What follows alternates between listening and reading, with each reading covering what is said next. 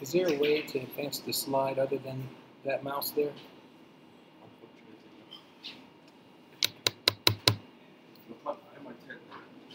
Okay, okay. That would help. We're going to start there. Actually, if you go back one. Yeah.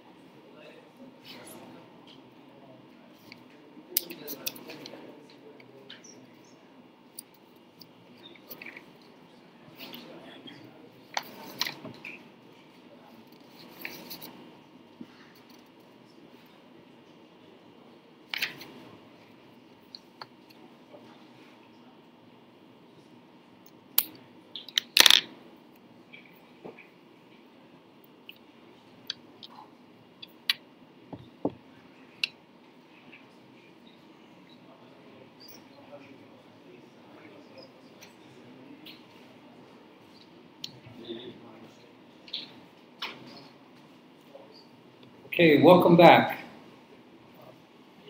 During this segment of the presentation, I would like to talk about some of the societal conditions that led to a more intensified focus on quality in higher education in the United States, but I've seen similar patterns in other parts of the world. And one of the things I'm hoping to do is compare and contrast these conditions with conditions you may experience or face here in Saudi Arabia. Okay? And we will also talk about academic quality, and in smaller groups we'll review what we've said about academic quality and its various definitions and see if we can come to some general understanding of what it means to us here at Al-Baha University. Okay? So that's sort of the next part of our journey together on this quality discussion. So, societal conditions. Let's see. What I'd like to do is explain some of the conditions that have resulted in Franklin University adopting a more outcomes-based approach and a continuous quality improvement and value-added approach to quality assurance at our university. And then what really led to that. The conditions that led to it really extend beyond the walls of our university, and I'll explain. If you could. Yes. So around 1985, there was what I consider to be a quality revolution in the United States. And I think it started with the automakers, those who make the automobiles. We sent some of our experts to Japan, where they advised the Japanese automakers on how to improve the quality of their processes to minimize defects and variation in the quality of cars that were being produced. And what do you think the effect of that work was on the United States economy?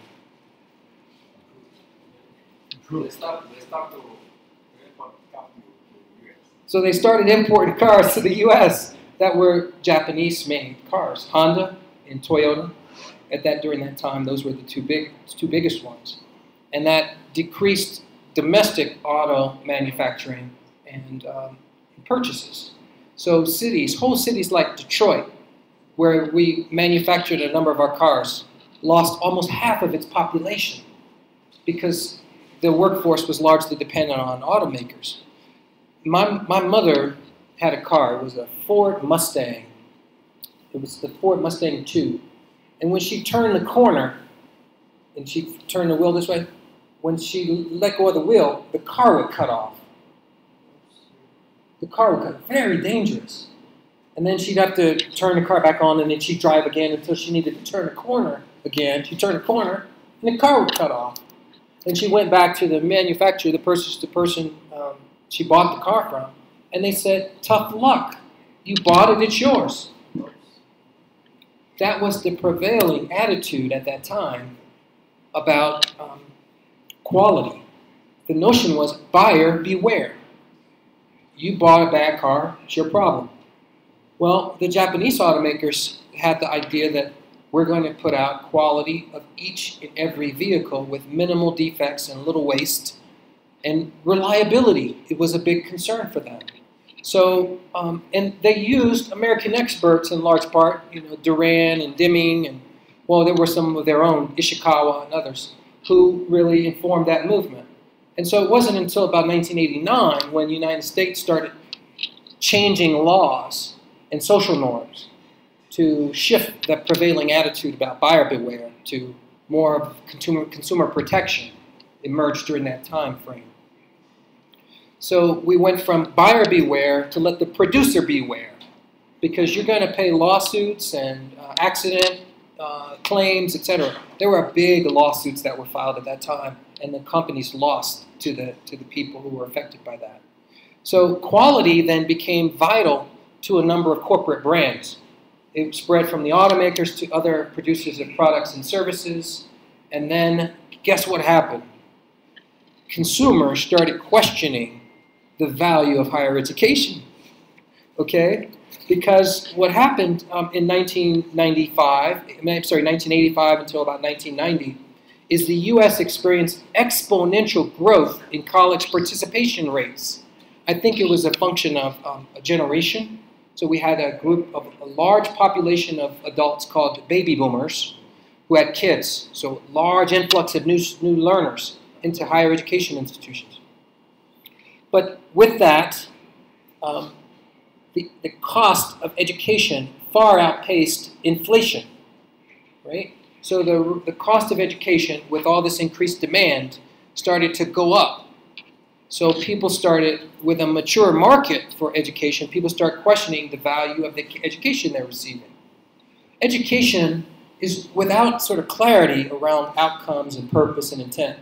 It's one of those areas that, it's hard to judge the effectiveness of education and the quality of what you're receiving. Again, I said early on, there's sort of this apostatic idea of we put these highly qualified faculty in a space and we give you students the privilege of interacting with them. What else do you need? That was sort of the prevailing attitude. But when students were graduating from very expensive programs and not landing jobs that were available, of course, society starts to question, what's wrong here? What's the quality of the product? Education. So we fell under increased scrutiny, if you would. I was looking at some of the newspapers just a few years ago, and in fact, you can probably do a search today, as I mentioned to you. The first article I read today had to do with the accreditation status of 2 universities that are within 50 minutes of driving distance from my campus. Okay, but these are real headlines. Half of new graduates are jobless or underemployed. That was in 2012. These are all from 2012. Ohio runs short of college grads. Robots are grading your papers. I mean, all these sort of digs at higher education from different angles. Criticisms of higher education. Let's see if I can change the slide. And yet, despite all this criticism, I think it's important to note that education continues to matter in significant ways in the United States. There is a direct relationship between your educational attainment and the opportunities that are afforded to you in the United States. And so what this chart shows, and this comes from our United States Bureau of Labor Statistics. They analyze workforce data each year. This is 2012 data. And the data today looks just like this. The patterns look the same. The rates may change, but the pattern is the same. And that is that the less education you have, the higher likelihood of unemployment, and the lower likelihood of your salary. So salary increases with degree attainment levels, and unemployment decreases. It seems pretty self-evident, but that structure is so characteristic of American society. The more you learn, the more you earn, is sort of a common conception there.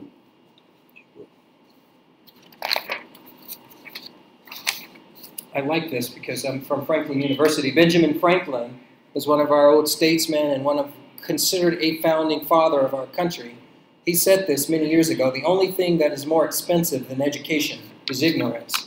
And that certainly holds true in our ideas about education in our society as it relates to opportunities that are afforded people.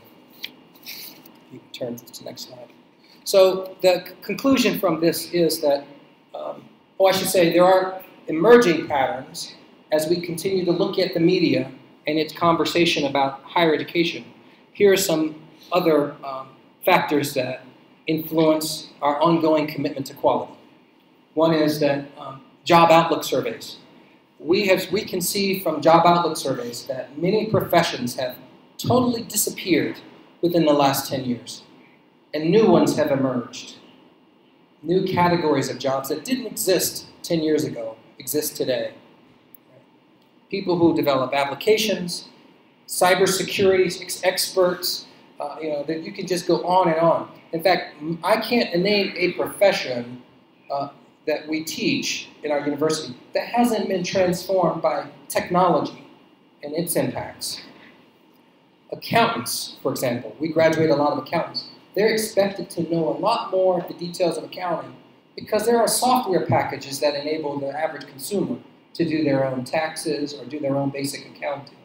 So accountants have to be at a different level of knowledge and expertise in order to engage consumers.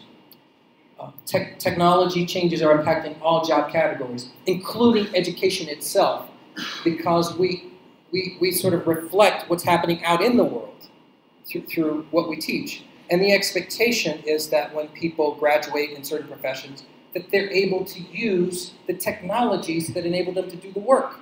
So that's a sort of important interdependence that education institutions have to consider. What else do I have here? Education delivery modes are changing. So we know that learners, we have people that are in another room listening to this presentation. We have people who are online who will be viewing this presentation. Learners can learn anytime and anywhere today, in face-to-face modes, in hybrid delivery modes, in blended modes, in self-paced modes, in competency-based modalities. There are a whole number of emerging and evolving approaches to delivering education today that did not exist 10 years ago. And the technology around this is increasingly sophisticated. And the ability to assess what learners are doing in these systems is incomparable to what I can even learn from you sitting here in this room.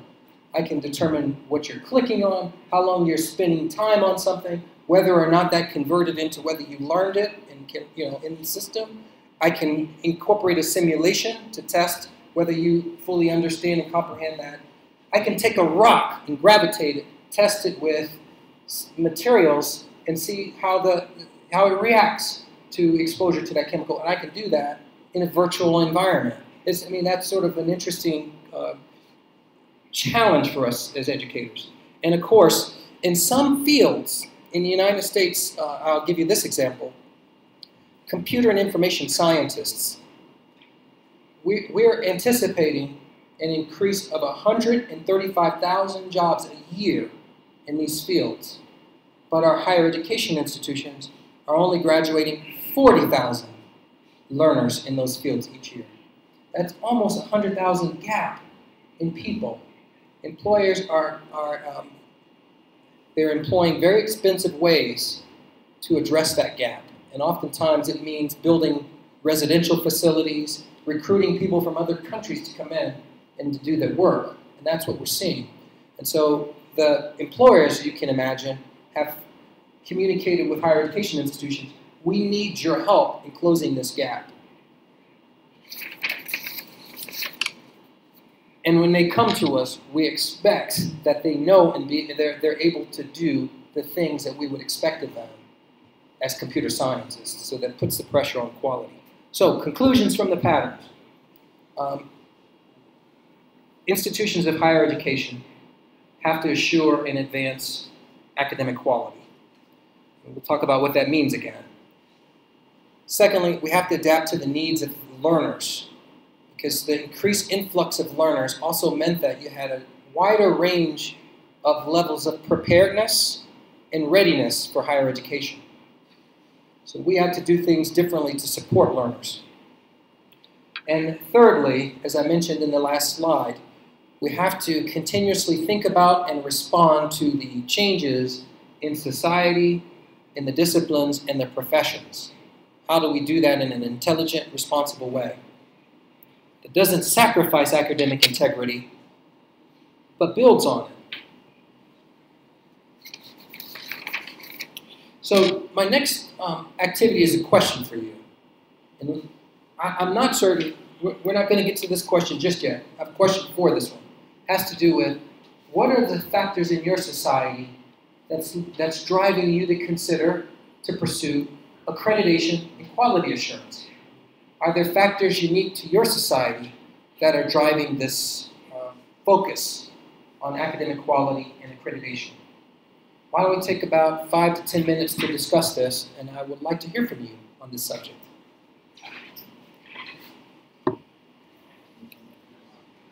Factors in your society that are intensifying your focus on quality and accreditation.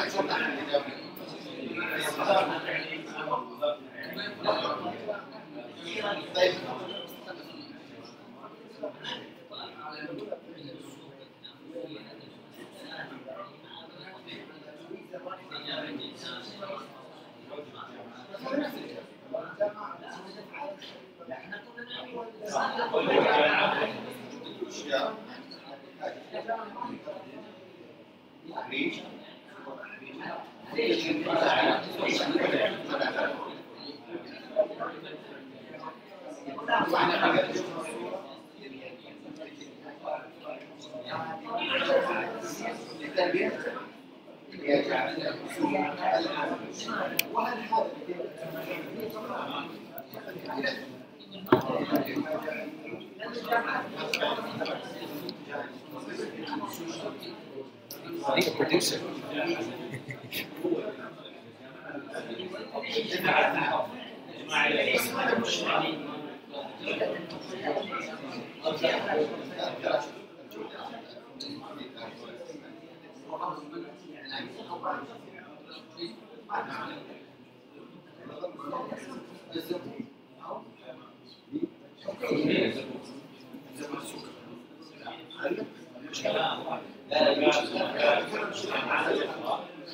Take about a minute to wrap up.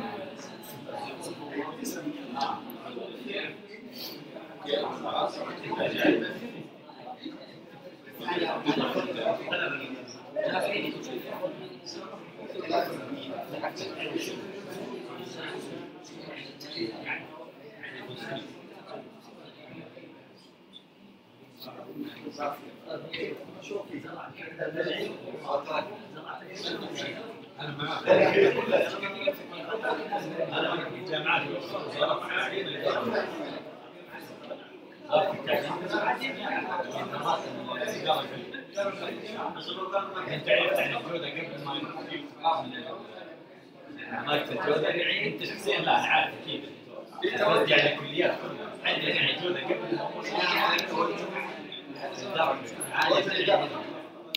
Okay, so let's go ahead and pull back together on this question. So here it is. I'm the leader of a university, and I pull together this steering committee that I want to focus on accreditation and quality improvement.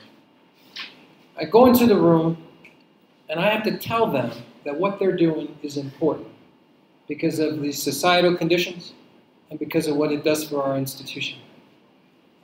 What am I going to tell them? What should I tell them? You had this conversation about context. What's going on in our world that necessitates an intensified focus on quality assurance and the pursuit of accreditation? What am I going to tell them? I'd like to hear from you.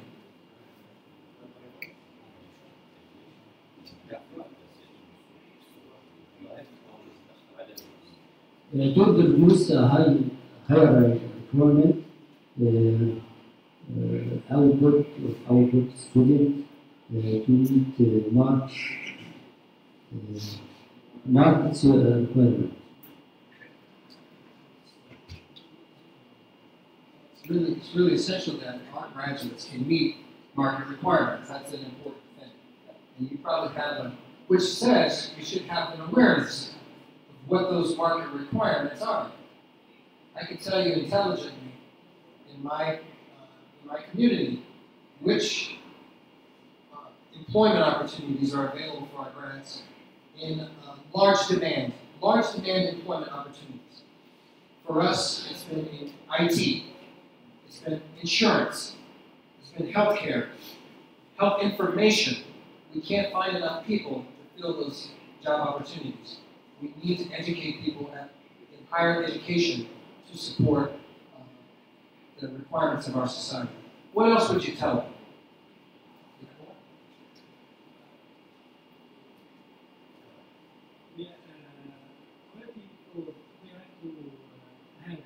Universities able to compete for acceptance of students from high schools.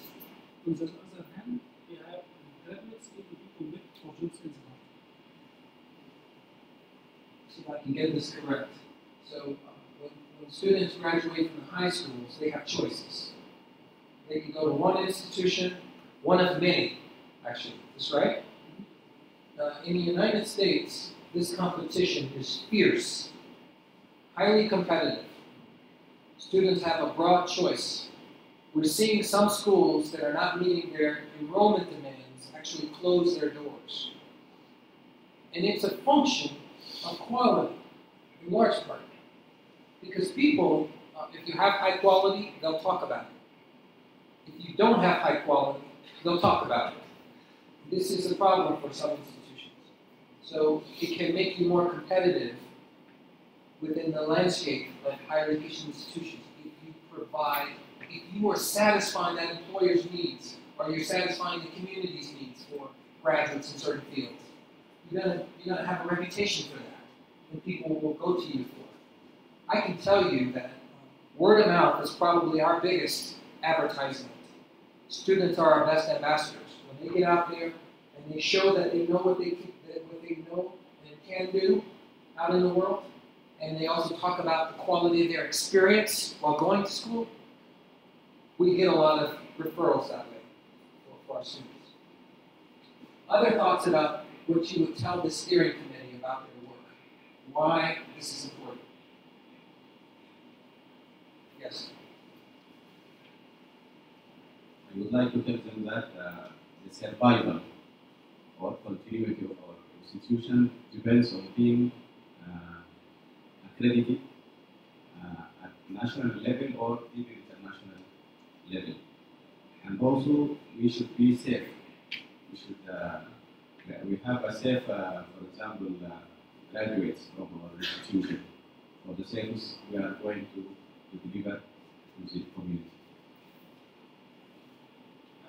So we have sort of recruitment and growth, sustainability and survivability of our institution are conditions that are met through the reputation we get from being an accredited institution and pursuing quality.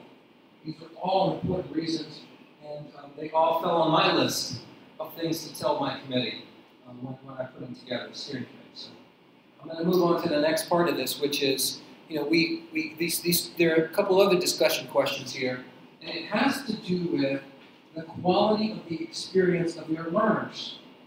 Right? So we talked about their opinions, perspectives being important out in the market. Being accredited helps to attract them. But it's easy for people to come, have an experience, not like it, and leave.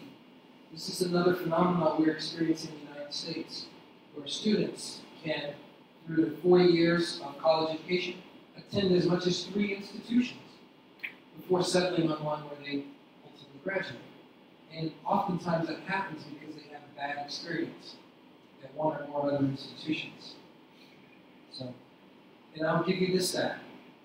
85% of my students at my university transferred from another institution of higher education. 85%. I want to be the place where they finish. So one of our models at our university is finish, advance, succeed. Because we recognize that it's an important message for students who've already had, in some cases, 2 bad experiences already with other institutions. What kinds of experiences did they tell us about? Well, they complained about the instructional materials, that the nature of the instruction, the textbooks they received, all outdated. They talked about being disconnected from the way they learn and the way people were teaching them. They talked about inconsistency in courses in the curriculum, where maybe something was listed as a prerequisite that wasn't necessary for them to have. Options they needed to take that they didn't see as useful or practical in some cases. Or not being prepared for a course that required a more advanced prerequisite. Curriculum sort of not having a good architecture. These are all factors that contributed to students attending multiple colleges and universities when we surveyed them. So here's my question for you. If you dare to dream about the kind of experience that your students could have with you, what would you want them to say about their experience with you as a professor to others? Right? And if money wasn't a problem, and it always is, but if you had unlimited resources, and again, we're dreaming, what kind of experiences would you want for them, and what would you want them to be able to do after they leave the university to be successful? So, what we're talking about first is the quality of the experience of your learners. More. What do you want them to be able to say about the quality of their experience in working with you and other members of the faculty? Let's start there.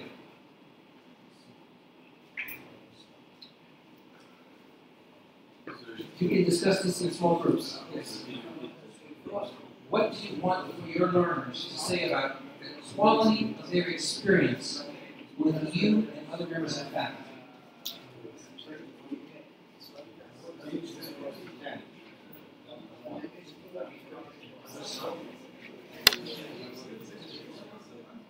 دكتور أمان، إذا عندكم مداخلة ممكن تتدخلون الآن.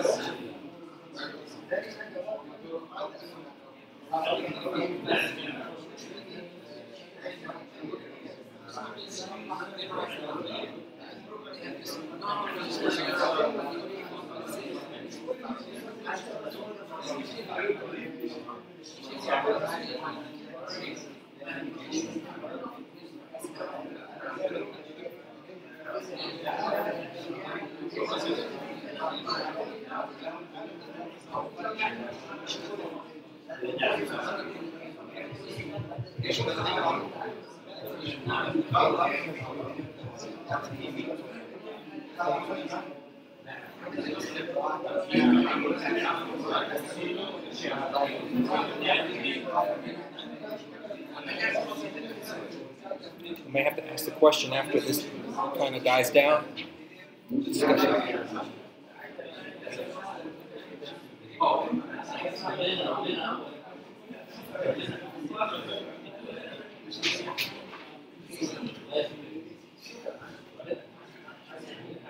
ما تشوف يمكن مو شوف.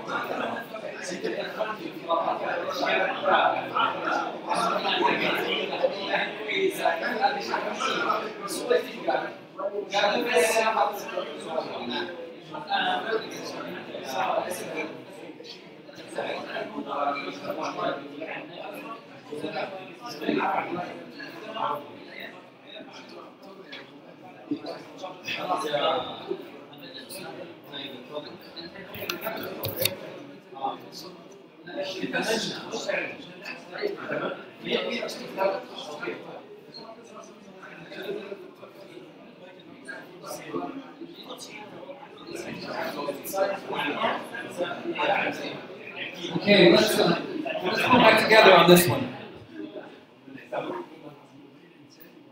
So now I'm starting to get to the heart and soul of the matter.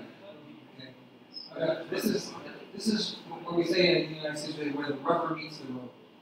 This is something that's totally within our control. But not enough of us take time to step back and think about what do we really want for our members in terms of their success, ultimately, and what do we want them to say about their experience with us. I remember the great teachers I've had. I also remember some of the worst teachers I've had. But the great teachers are ones who inspired me, who motivated me, sort of instilled a sense of self-efficacy. They gave me the honest feedback about my performance and abilities that was constructive, that made me think I can be better, I can do better, and ultimately led me on my career path. Some of my early teachers, I had no idea what I wanted to do in life, or to be, what kind of career I wanted. And I was inspired by what they had to say, what they did, how they engaged and interacted with me in such a way that it changed my outlook, my perspective, my commitments. These were the great teachers. So I ask you to dream, to think about the experience that you'd like for your students to describe after interacting with you to others. How would they describe that experience? And so what? What sort of led them to their success? What did you come up with in your discussion? I'm curious to hear your answers to these questions. Okay, I dream if my students will say that they learn from me what they are expected, and that I open doors for future for them, and that they can go further and learn more and live and get what they want in life. So the learners felt that they learned what they expected to learn and prepared for the world. It opened doors of opportunities for them. These are, how many of you had those answers in here when you answered this question? Anybody else have these suggestions, these thoughts? A few people. This is good. All right, so there may be other answers to this question then. So let's hear from you. So there are two parts of this question. We'll start with the first one. The first one is basically we wanted the students to meet with the course requirements or objective of the course. They want to meet with it, not only memorize it. Every course I'm teaching them, I tell myself to let the student carry the message of the course, not only memorize it. And the second part, I wanted them to be my ambassadors and university ambassadors for me and for the university, and I wanted them to be the top ambassadors, not only the top. So it's an interesting perspective. So they're able to communicate about the course, what the course's intention and goals, that sort of thing, but also that they're really good ambassadors of the university. Carrying the message forward to others about the value of their experience. Other thoughts on this subject? My teaching is the course students. First, I ask them, why we study this course? And what is the outcomes from this study? And what kind of tools which we need in this study? And finally, what is the benefits which become useful for our society from this study? Very good. Anybody else have an answer similar to that one? Quite a few, couple people. For the first question, we want them to have to acquire the knowledge that they can do students, accounting, whatever that knowledge is. On that, to have creative thinking, to have to be a consumer great, and also to compete locally and internationally. And بناء الفكري والنفسي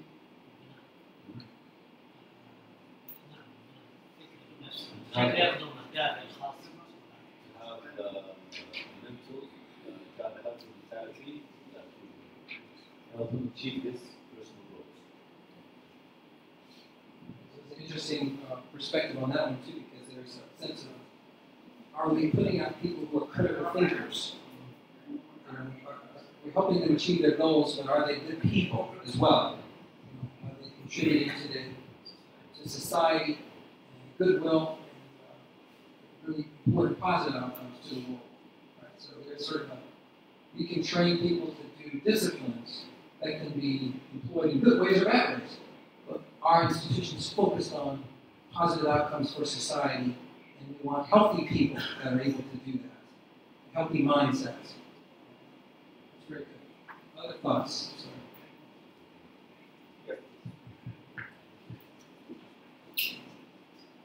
Thank you very much.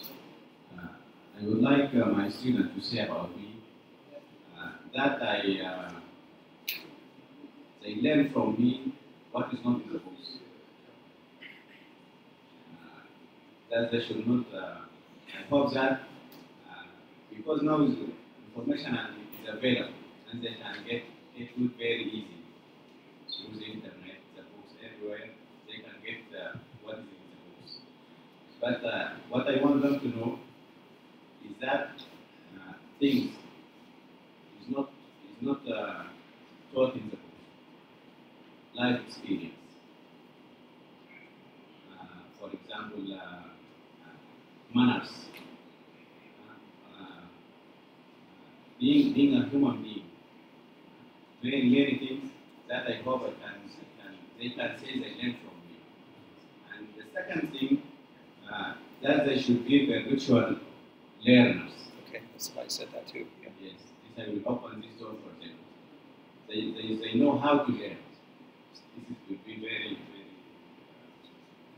important. I'm starting to hear some themes emerge. The idea of lifelong learning is a theme that's starting to come out of this group's conversation. The idea that information is ubiquitous. We can get access to information through the internet. It's all, in our fields we can access information. But something above and beyond that is teaching people what to do with it in ways that improve the human condition, right? How do we do that? How do we enable them as teachers to think in that way? And I think there were a number of things that relate to it when we talk about healthy, well people contributing to good purposes in society. I think these are all sort of common ideas. Are there ideas that resonated with you, other than those two things that I mentioned? That you think that if we put on paper and reflect it to accrediting bodies, this is what we stand for when it comes to our learners. What are those values that we have for this relationship between educators and students? What does excellent look like in that relationship? It's facilitating people who can not only take information as context, but relate it to improving the human condition. It's ethical behavior. It's critical thinkers. What are these things that you're doing in your classroom that we probably should capture and document as our institution's commitment to its learners? This is important. It's an important outcome condition. Important outcome condition. And it makes our institution distinctive if we have an approach to this. Are there thoughts that you have related to that question based on what we talked about? Just Pardon? I can't hear them, I'm sorry. My apologies, can you restate your question? أسأل السؤال ثاني مرة بس.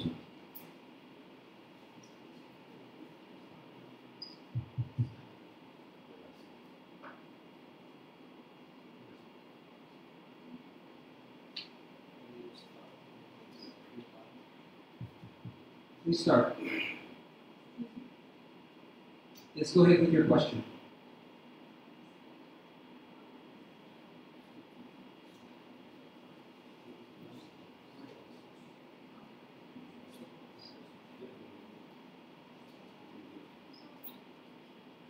معلش قرب الميكروفون يا أختي، الصوت غير مسموع نهائيا.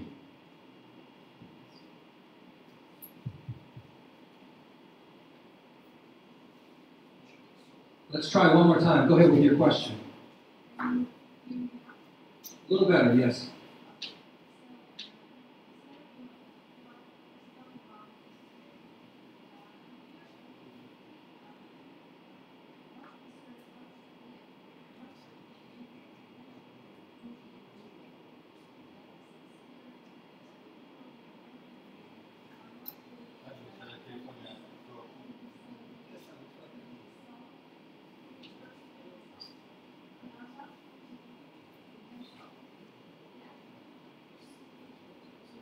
My apologies. We're having really poor reception from our speakers here in the room. And so I wonder if there's a way we could get the question brought in. In the meantime, I'm going to ask someone in this room who's had a question, if you can ask it. بسم الله الرحمن الرحيم. لعل هناك جانب مهم إضافة إلى جانب إكساب الطلاب الجانب العلمي، إكسابهم جانب القيم والسلوك والأخلاق، وهو في علم التربية يسميه المنهج المستمر.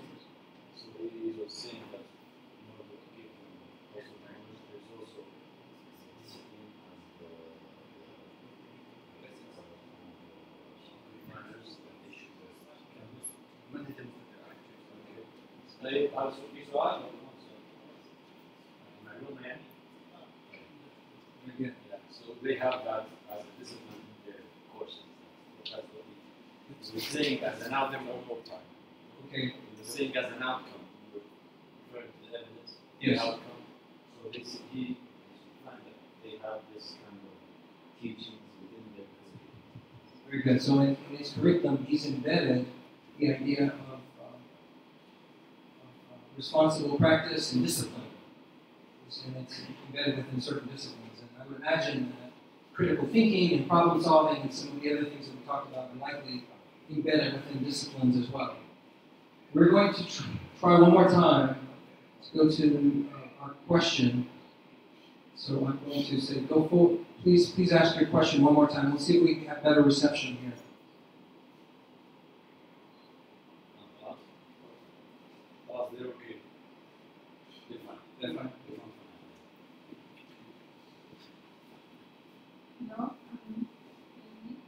Yes.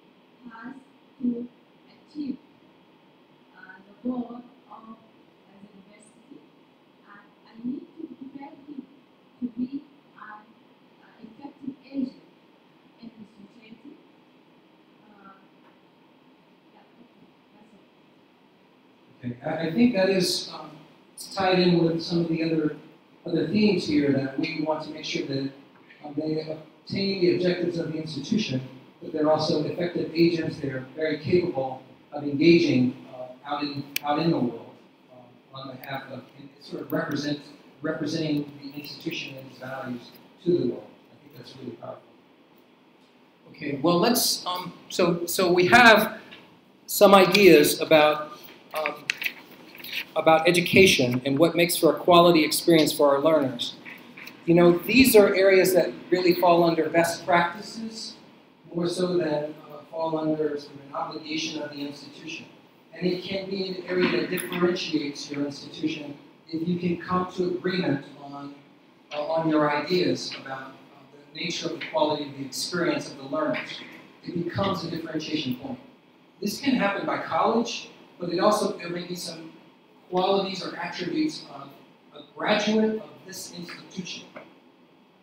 There are some universities in our community, including my own, I believe, that people know they're Franklin graduates. It's certain things that they do or ways they carry themselves, but they can tell that we have our fingerprints on these learners. And so that's the distinctive quality of the kind of engagement you have with learners. It leaves a mark that others can perceive. And I think this is worthy of conversation as you're going through your accreditation discussions. Not the assurance part of it, but the advancement part of it. What can we do together to really improve the nature of the learning experience for our learners? What are the fingerprints for Franklin University graduates? I think you share it with us. For us, we're a professionally oriented school, so we set certain standards of how you carry yourself. We engage them in extracurricular activities that are around career.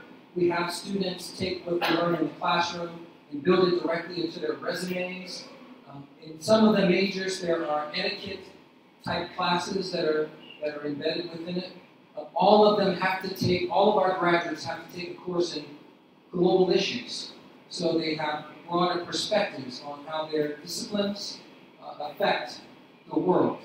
And in many of the majors, they engage in interdisciplinary problem-based learning. So they talk about, in the business capstone, they don't just talk about marketing. If they're a marketing major, they talk about marketing and finance and strategy and HR. And they work in teams. So in just about all of our majors, there's opportunities for students to work in teams on projects. So they're not just taking tests, they're working on projects that have real applications to the world. So these are some of the kind of distinctive qualities of our graduates that employers say, you know, if you hire someone from Franklin, they're likely to be ready to hit the ground. They're not going to require as much training in the field. So that's something that is a real distinctive feature for us.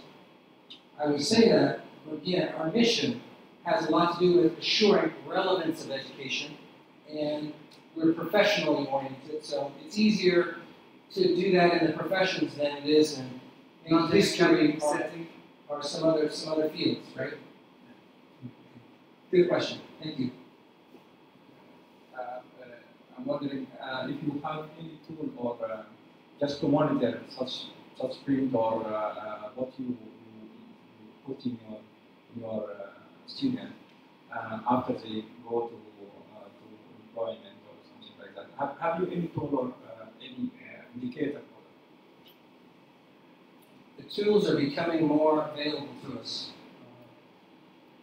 As this year, there are more tools available than last year, 2 years ago. Historically, we relied on graduating student surveys and alumni surveys to sort of keep track of what our students are doing in the world to determine if we're having an impact. But today, you can go on Facebook, LinkedIn. Have any of you gone on LinkedIn and use the education drop-down box?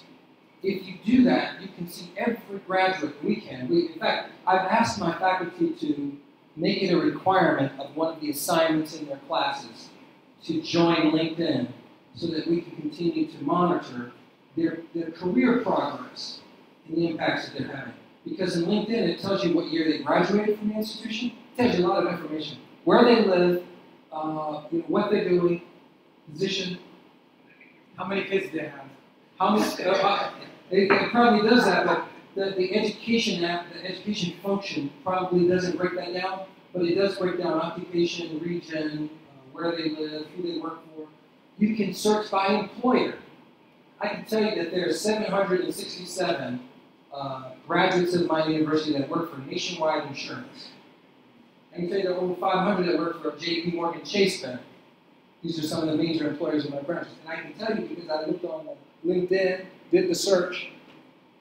I'm going to prove that to you. I'm going to show you this tool. Matter of fact, we'll probably have an opportunity to bring that up just to show you the evolving functionality that lets you keep in touch with your graduates and lets you get a better sense of what they're doing and how they're impacting the world.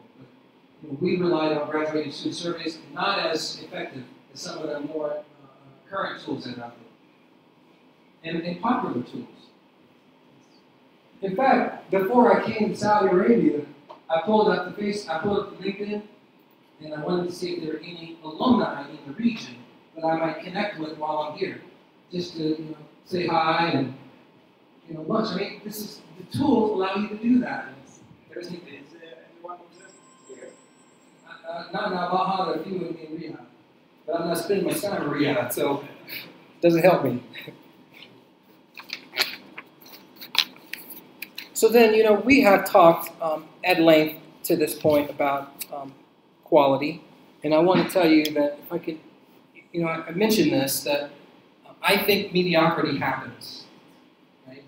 And, it's easy for learners and professors to say, we are the best X, Y, and Z.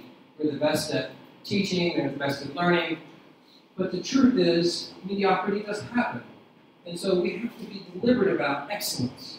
Excellence doesn't happen by accident. It happens because we had some wonderful conversation about what it looks like, and we engaged in planning and in social processes to bring about that reality to the best of our ability given the resources we have. That takes work. Someone asked during the break, what's the cost of all this? What's the cost of quality? What's the cost of going through an accreditation process? And like I said, there really isn't a single answer to that, but it is rather expensive. But the alternative, I think, is far more expensive. It has to do with whether we're sustainable, whether we can thrive as an institution, whether our reputation is such that it attracts students to our institution and enables them to get the kind of jobs that are out there available in the world. and prepares them to make a difference.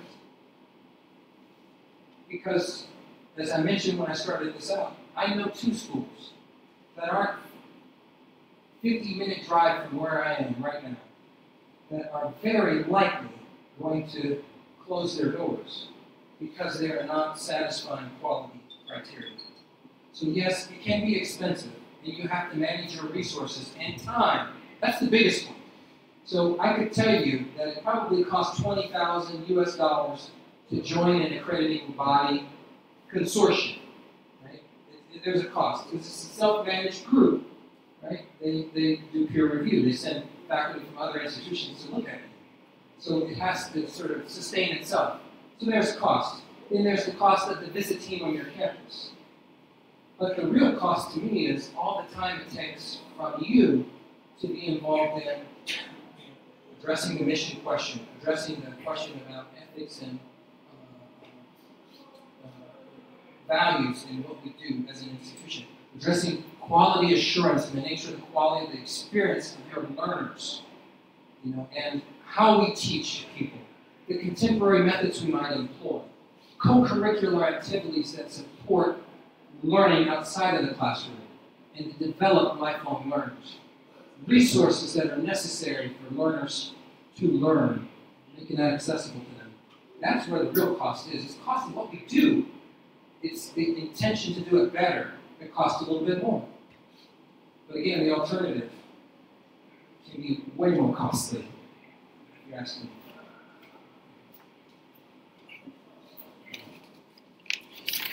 Okay, so I had a mediocrity happens. I love this slide. It's Albert Einstein quote.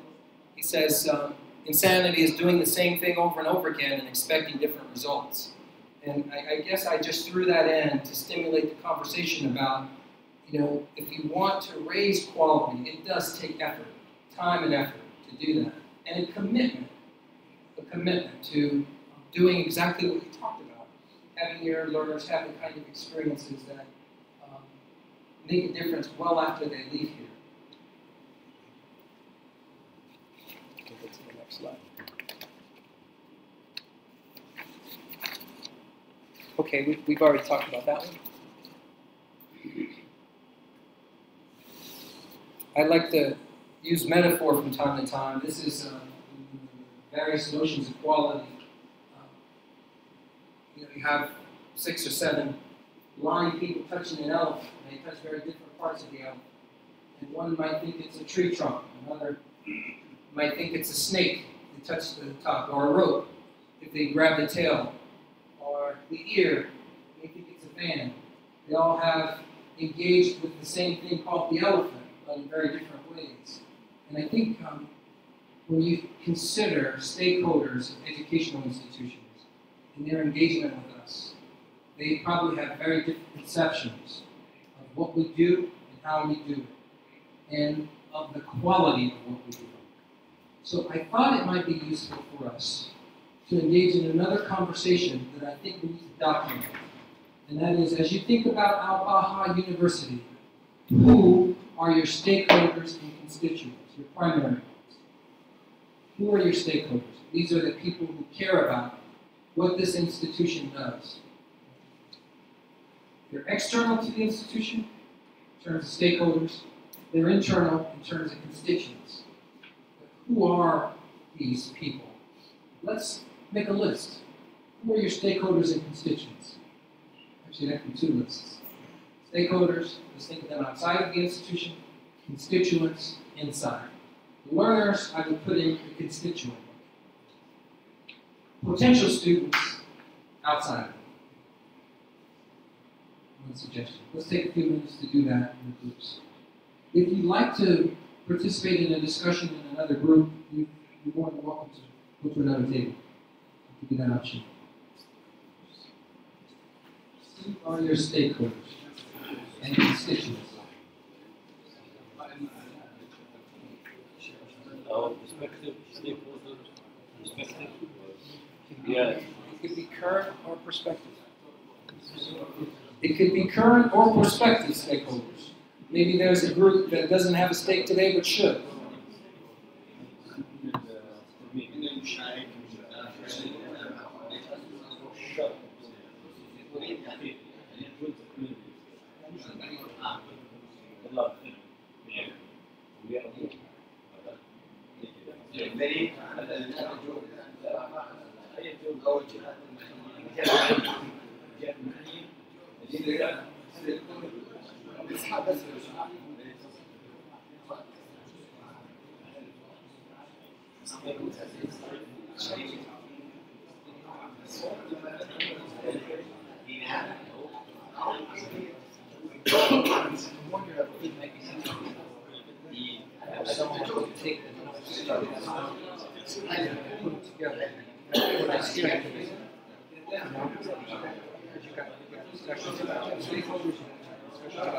ideal learning situation.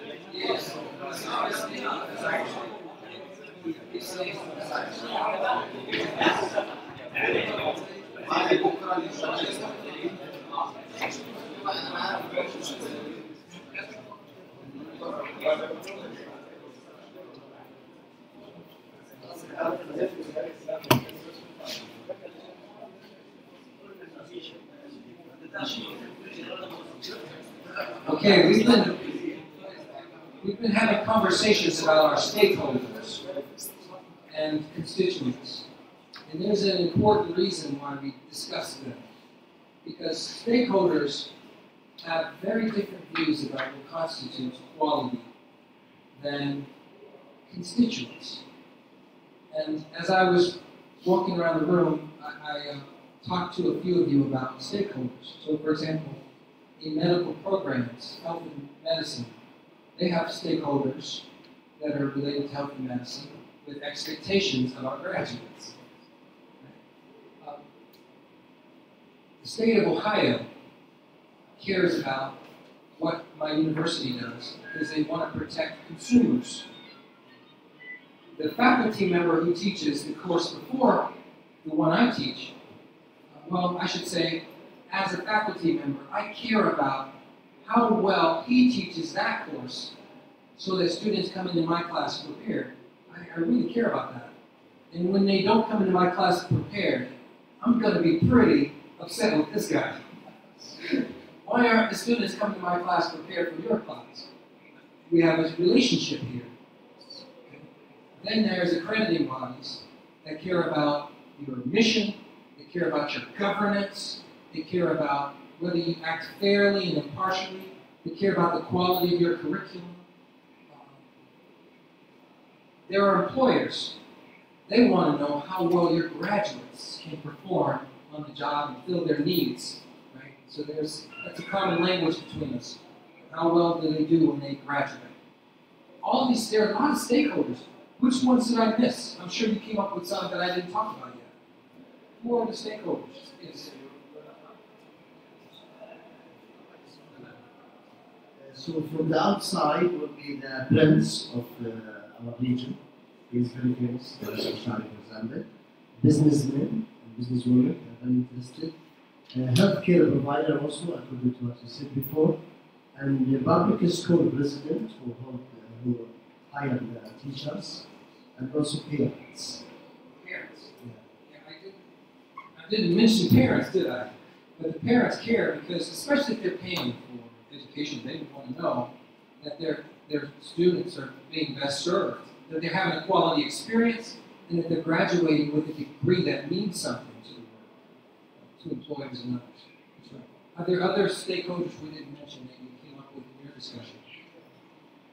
Yes, yes.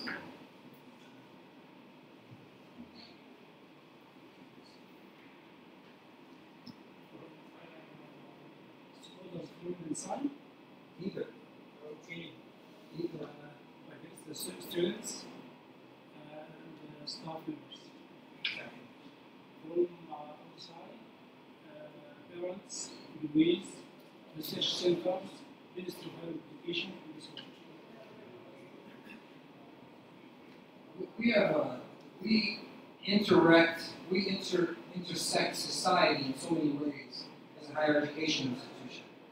And there are a lot of people in institutions that care about the work that you do and how well you do it. And they have different definitions of what constitutes quality of your efforts. And we have to be mindful of that. It's not to say that we can always satisfy every criteria that all of these stakeholders have.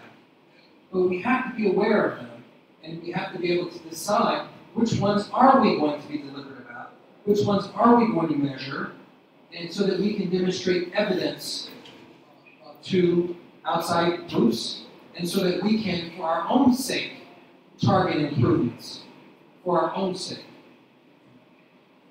I'm gonna, before I close up, make sure you were going to say something.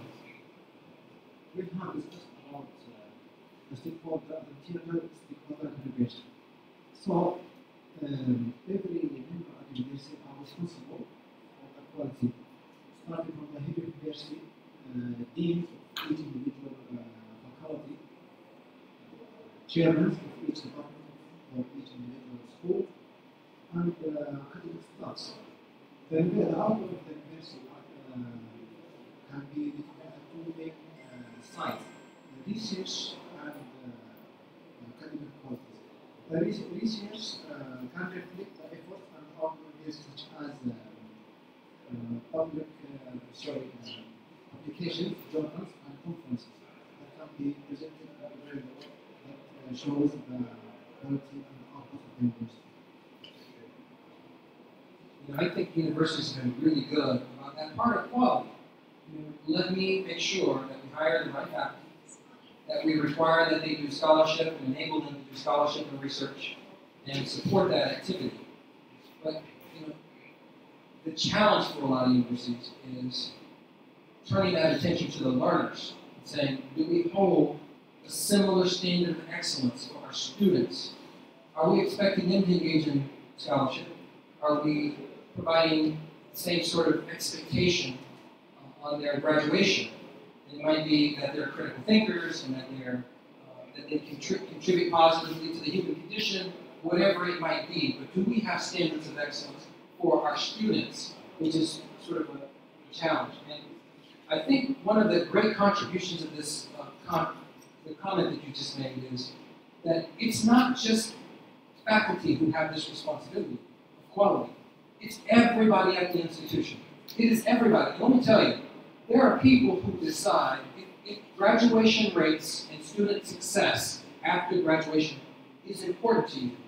I'm going to tell you that on that path to graduation, there are a lot of ways students leave the institution. They could leave the institution because there was an administrative hardship. It was very hard for them to get into courses or classes. Or they might leave because they say, I don't like that the grounds are dirty. Right? In some universities, it's, I don't like the meal choice. There are all sorts of reasons why people may leave the institution. So we have to think about what are some of the distinctive features of the institution and how does everyone contribute to the quality of the learner's experience here. And that is everyone from the person who's keeping the grounds to the professor to the senior administration. Let me stop there and see if there are any questions. Are we about time for a break now? Still a while. Still a few minutes. Okay. Still 25 minutes. Okay, great. So in the my presentation, I talk about what is academic quality, and we defined it in a lot of ways earlier today. We talked about value added, we talked about continuous quality improvement, we talked about fidelity to meeting outcomes, fidelity to criteria of an accrediting body is another sort of requirement. We said it is not apostatic, though. It is not something that just because we have high admission standards or high faculty qualifications, that constitutes quality. It has to be more than that. And so we talked about it in a number of different ways. So I raised the question, is it study time or classroom time or student learning?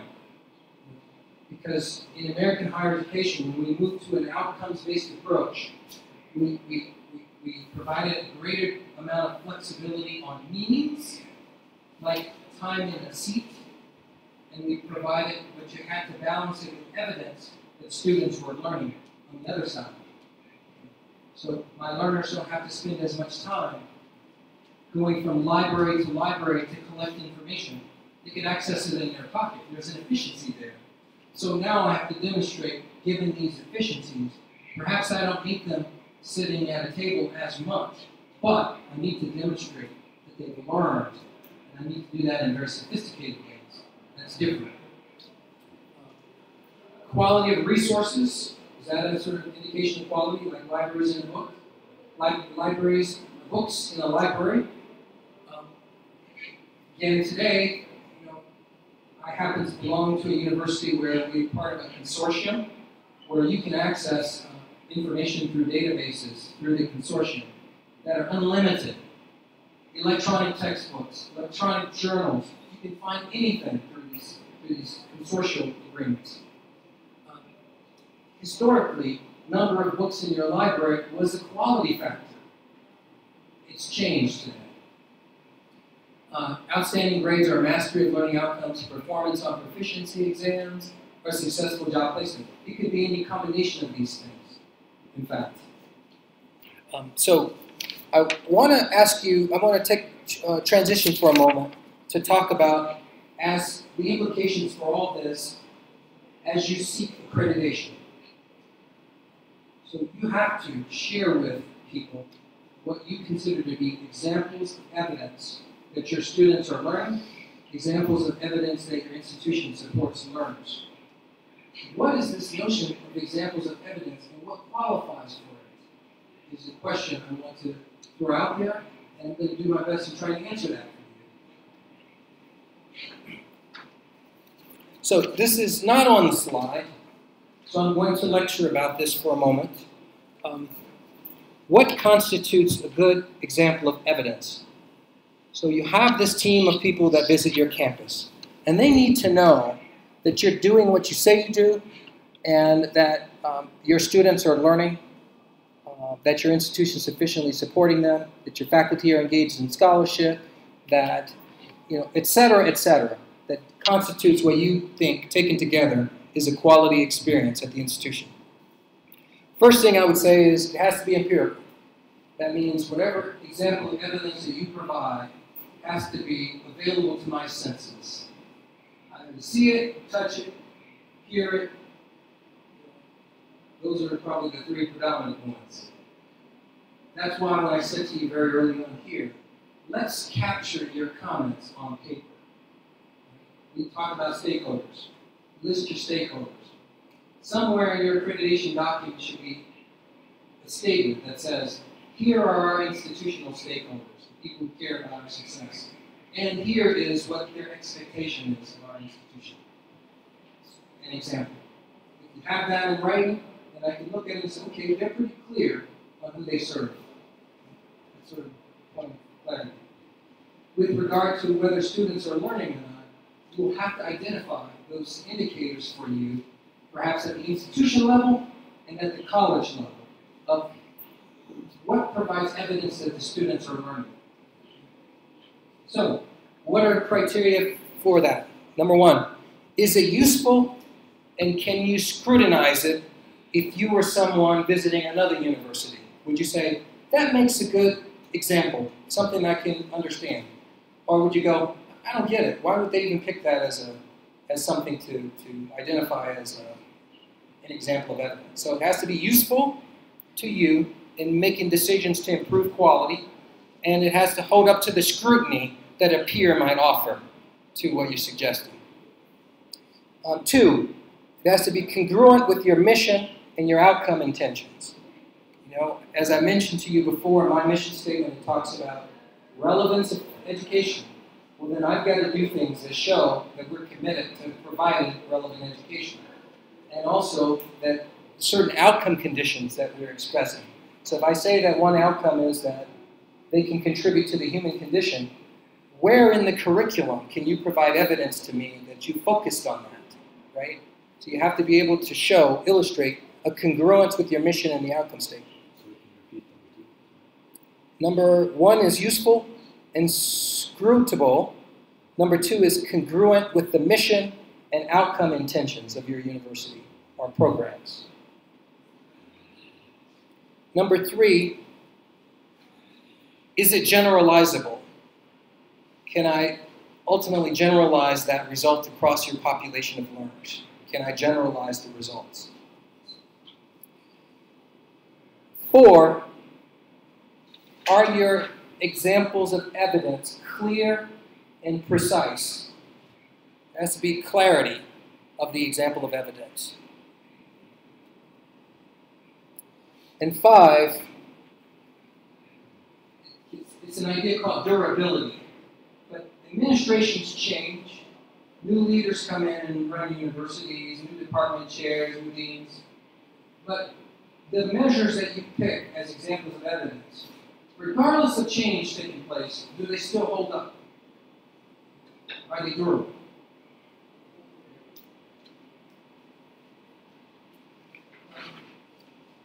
I'm going to give you some examples of this work that we're doing to meet this criteria on probably the most challenging aspect of all this, and that is, are students learning? How do we know?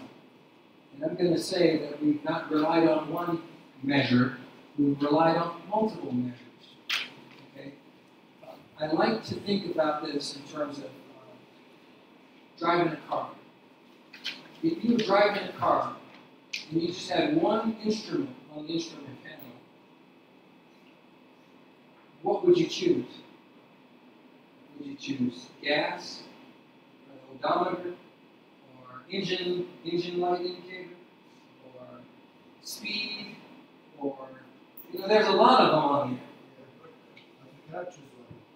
You can't choose one. a university in satisfying their quality requirements of so many stakeholders? I dare someone to just pick one indicator of quality. You have to have many. And it's true with student learning. We need many indicators. We've used exams, standardized exams. We've used projects and assignments. We've used alumni data.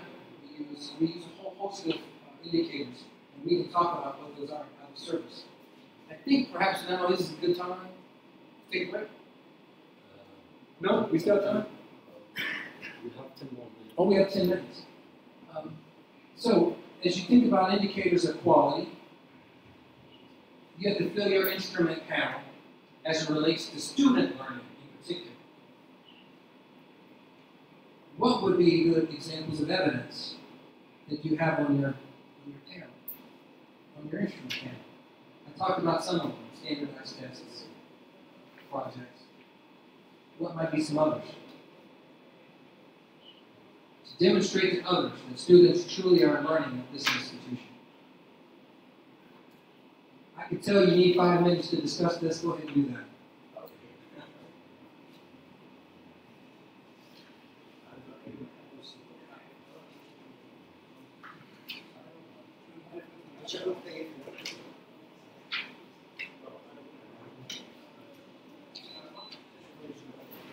شغلناها. اوكي شباب. How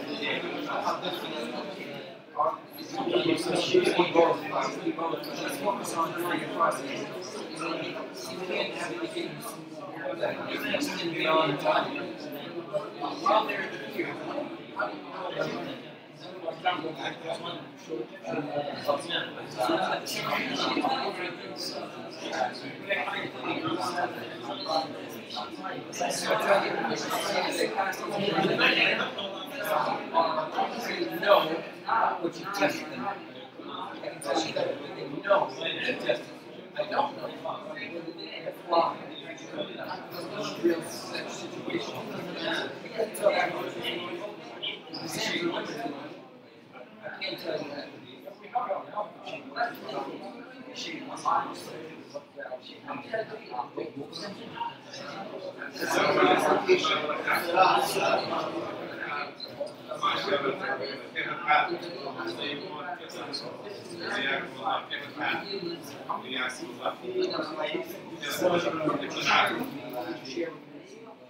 This is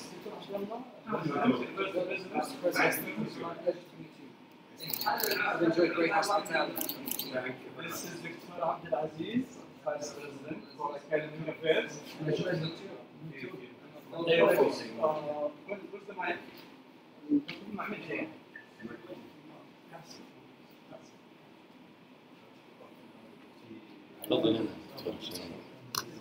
موجودة. بسم الله الرحمن الرحيم، الحمد لله رب العالمين، صلى الله وسلم وبارك على نبينا محمد وعلى آله وصحبه أجمعين. حياكم الله أيها الإخوة لهذا اللقاء المبارك في الورشة العلمية للجودة الأكاديمية. وحقيقة هذا العمل هو الهدف الذي من أجله إن شاء الله يسعى الجميع من أجل تحقيق جودة علمية وجودة أكاديمية.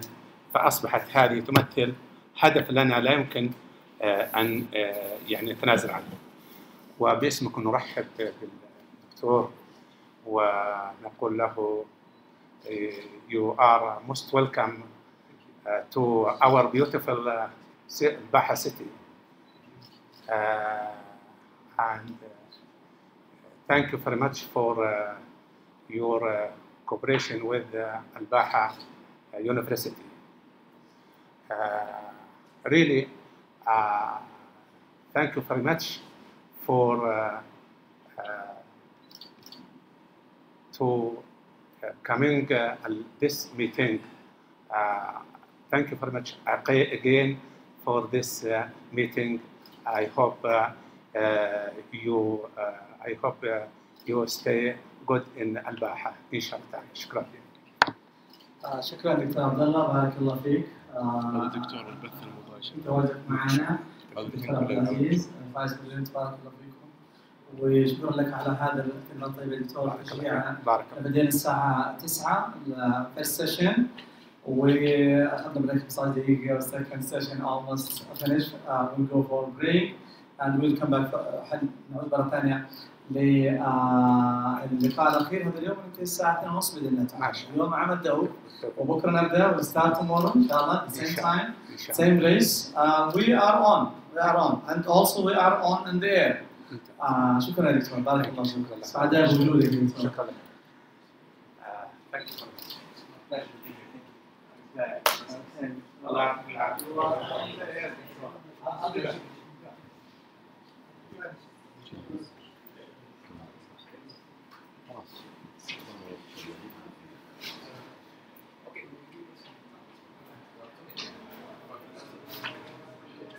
We have 5 minutes left, and I think I would love to pull this all back together. We were just having a really good conversation about what evidence can you provide to others that your students are learning. What's the empirical evidence you can provide? And my colleague here was explaining we do tests, examinations, knowledge, but then our students in the field. So what kinds of evidence might you provide of the nature of their experience out in the field, whether at hospitals? You got to be able to show the results of their work and their impact out there. So, we have notebooks.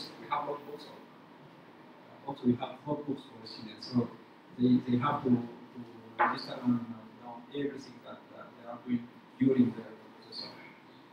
So, these kind of journals that show the reflection of their knowledge and on experience that you can sort of summarize and provide to visitors is an excellent example of a very rich assessment source. It's reflection on practice and reflection on theory of practice, which is very useful for accreditors. I saw you end up. I am very thankful that we have this point. We have so many factors to look at. Different type of exam, oral exam, we have laboratory exam and visual exam, attendance, homework and assignment, attending workshop and conference, presentations, and also we have like seminars and research and involve the students in teaching other students. These are great examples. I had a professor, Dr. Karen Myron, who decided that she wanted to create a poster session for the learners. So the learners would write papers or come up with research projects. And what she wanted to do was have an event once a year where they would showcase their work in a poster. And it has become this major event on our campus where faculty and members of the community actually come to our campus and view the posters and give the students feedback. I've had students hired because of a poster they created. So it's just another way to represent some of the ideas that you shared, writing projects, papers, that sort of thing, but to make it aware to the broader community of stakeholders that this is what we do, and have them have the opportunity to experience it firsthand. This is a sort of a best practice opportunity. Other suggestions that you have, that you came up with in your discussion, I think this group came up with a whole host of them that can be useful for us as we work to demonstrate that we have evidence. We don't just talk about it. We can show you that our students are learning through their scores, through their science, through their papers, through the field experiences they have. These are all very valid, powerful, that meet this criteria that we talked about. In that.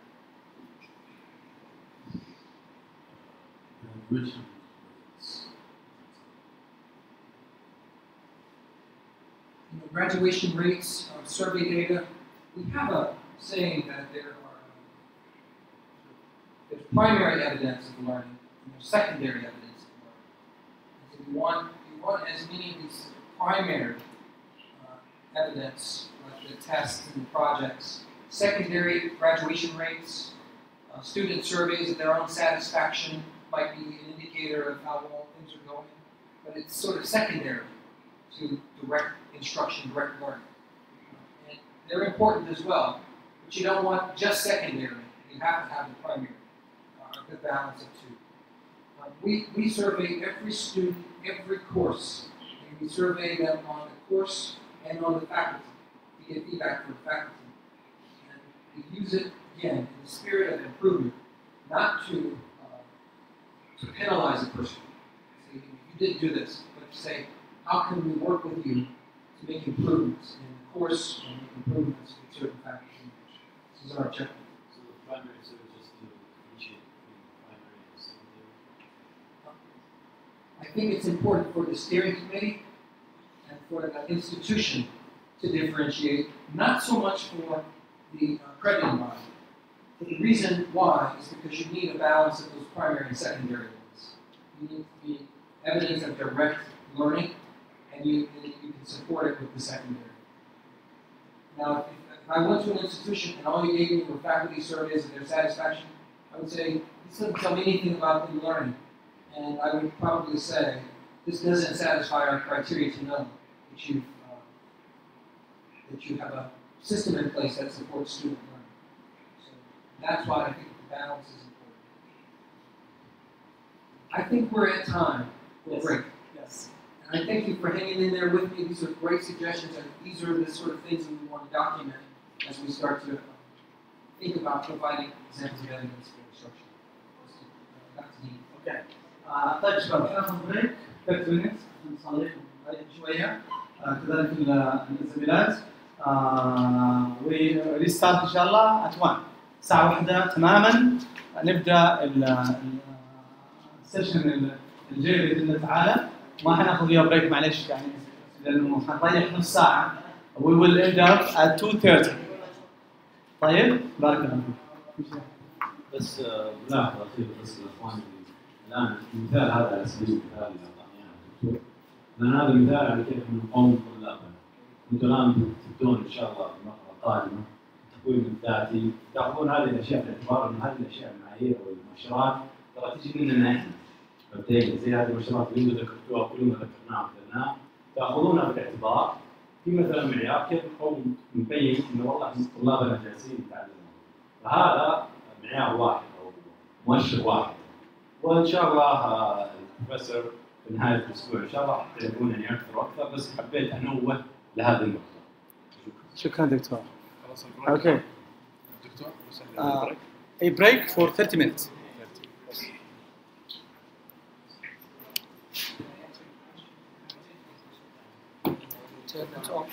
Yes.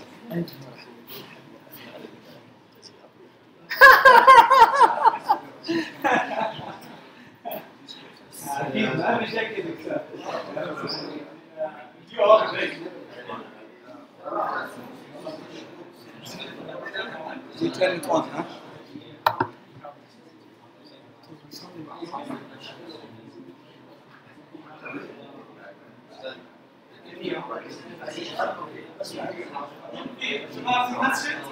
في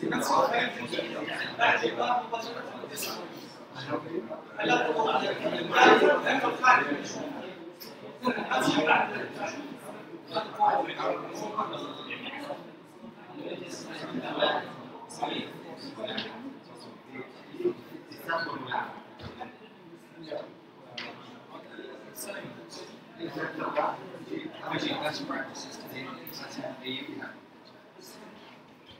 Criteria.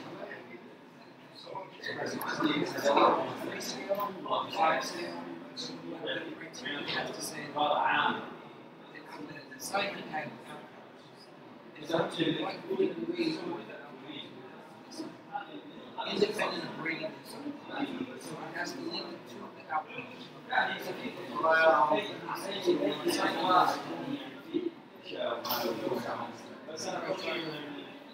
Criteria is that the marketing plan has sufficiently covered the price, the description, promotion strategy, obviously other products, similar products. Criteria that says price, placement, promotion, check all of this, not just the one assignment. One assignment is great. Entire assignment. What extent does that prove? Satisfy this criteria. Notice that they didn't deal with the baseline. So if this is true, then I can go back to the assignment and say, we need to change the assignment description to make sure we can see placement. Maybe I need to structure the placement. Because the students are excelling and everything else instead of placement as a group. So it can inform improvements, which have a criterion reference for evaluation assessment. That's different from grading.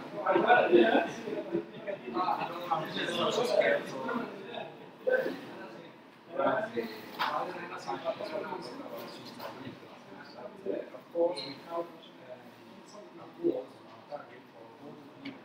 So the assignment is one tool that we are using.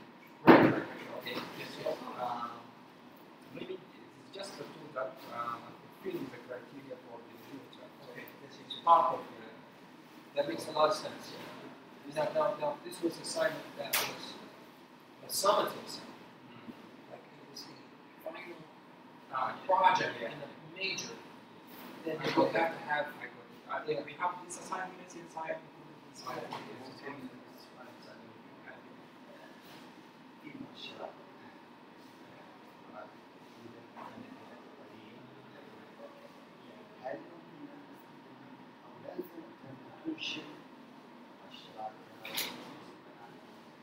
He's asking that there is many indicators and many tools. So what we see is from the national accreditation body, we have here in Saudi Arabia, national accreditation body. We have these criteria, their criteria, or we have to go on. Depends. Remember we talked about stakeholders? If that stakeholder is really important, I would use their criteria. But I don't necessarily remember we can have multiple measures. So I might use theirs plus one that we develop, and then I can go, let me see how this compares to that one. Because it might be that the ministry's criteria may be good or not. So yes, I would say you have to determine how important that stakeholder is in satisfying it.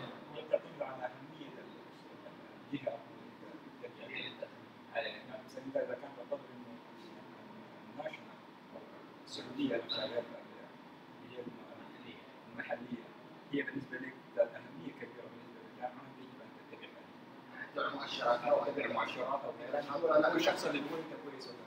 أيوه. أنا أتكلم لأنه في خلافية. لا إحنا نبني أدوات. لا هو يقول بالإضافة لهذا الموضوع أنت أحيانا ممكن تكون ما يمكن تصنع أشياء تميزك عن الآخرين.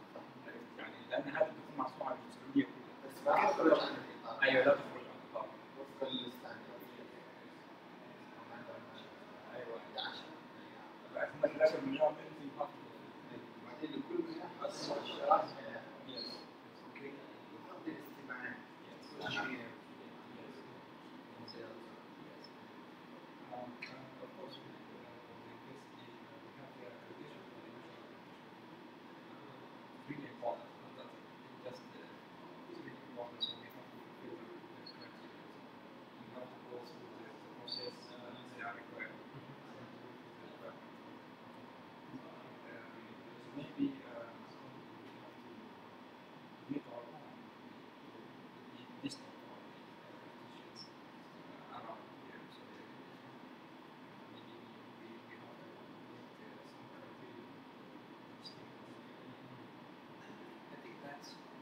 open faculty conversation.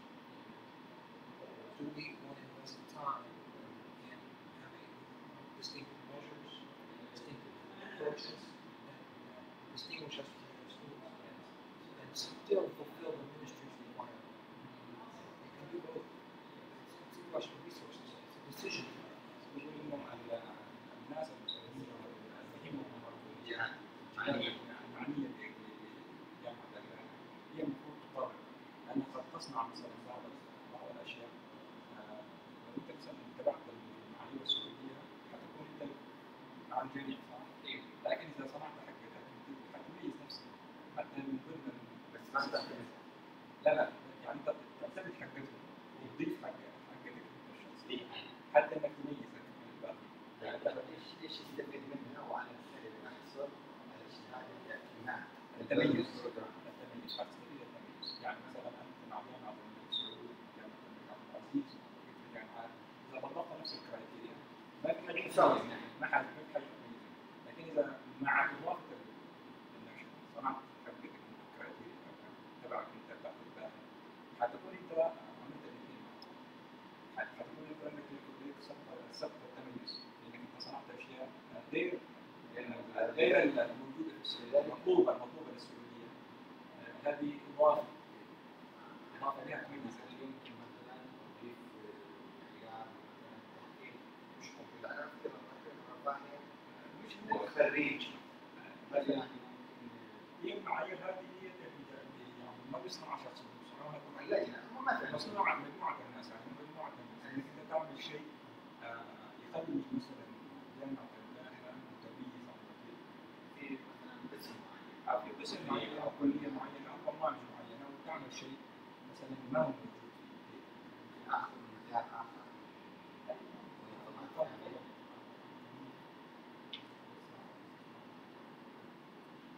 السؤال الآخر في المنحة يسمونه الأربعين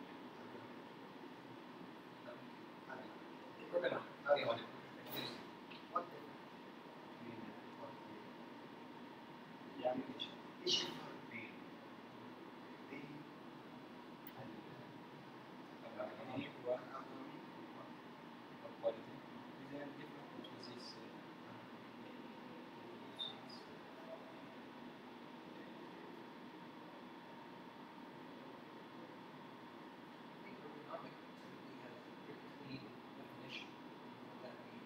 مهندسة بشرية human هو لم يقول إنه هو هم عندهم وصف دقيق يعني للأشياء بتاعتهم.